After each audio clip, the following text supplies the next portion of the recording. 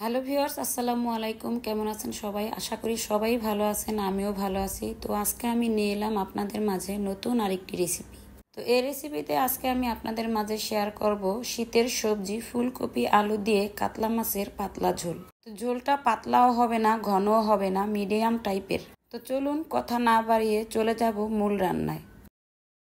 তো প্রথমে এখানে আমি 4 কেজি ওজনের একটি কাতল মাছ থেকে 5 টুকরো মাছ ভালোভাবে ধুয়ে পরিষ্কার করে নিয়েছি। এখন এগুলোকে হলুদ, লবণ এবং মরিচ দিয়ে ভালোভাবে ম্যারিনেট করে নিব। তো প্রথমেই দিয়ে দিচ্ছি পরিমাণ মতো লবণ, এরপর দিয়ে দিচ্ছি হাফ টেবিল চামচ পরিমাণ হলুদ গুঁড়া, এরপর দিয়ে দিচ্ছি হাফ টেবিল চামচ পরিমাণ মরিচের গুঁড়া, এ পর্যায়ে দিয়ে দিব সামান্য পরিমাণ সরিষার তেল।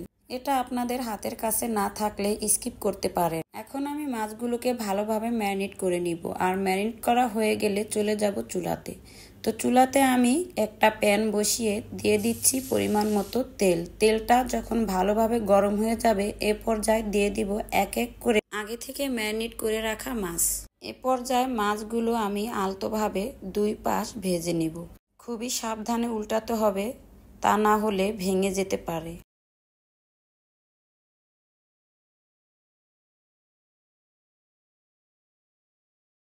এই তো মাছগুলো আমার ভাজা হয়ে গিয়েছে। এই পর্যায়ে আমি সবগুলো মাছ তুলে নিব। আর একই তেলে এখন আমি ফুলকপিগুলো ভেজে নিব। দিয়ে দিচ্ছি সামান্য পরিমাণ হলুদ গুঁড়া, আর দিয়ে দিচ্ছি স্বাদ মতো লবণ।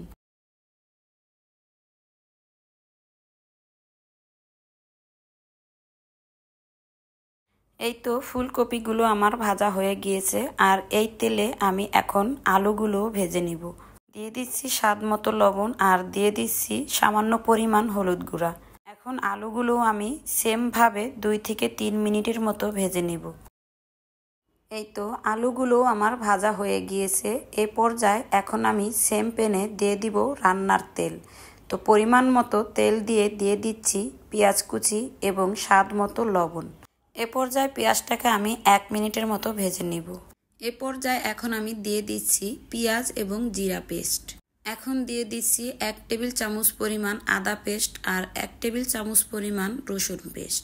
এখন এই মশলাটাকে আমি ভালোভাবে ভেজে নিব, যাতে করে আদা, জিরা এবং পেঁয়াজের পেস্টের যে কাঁচা গন্ধটা আছে গন্ধটা চলে যায়।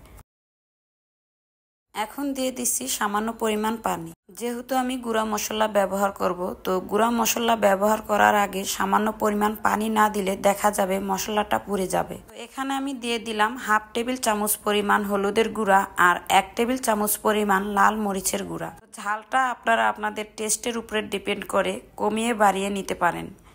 যে পরিমাণ ঝাল খাবেন ওই পরিমাণ ঝাল দিয়ে নেবেন। এই তো মশলাটা কষিয়ে আলু এবং ফুলকপি ভালোভাবে 1 থেকে 2 মিনিটের মতো কষিয়ে আমি দিয়ে দিলাম পরিমাণ মতো ঝোলের জন্য পানি। তো পানিটা ফুটে উঠেছে। এ পর্যায়ে এখন আমি অ্যাড করব আগে থেকে ভেজে রাখা মাছ।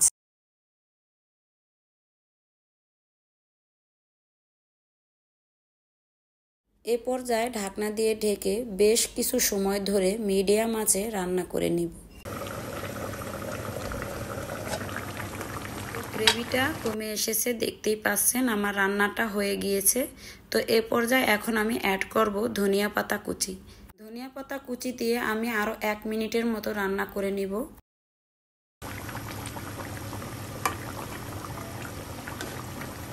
এই তো তৈরি হয়ে গেল শীতের সবজি ফুলকপি এবং আলু দিয়ে কাতলা মাছের ঝোল। এখন আমি পরিবেশনের জন্য সার্ভ করে নিব। শীতের সবজি ফুলকপি আলু দিয়ে কাতলা মাছের ঝোল।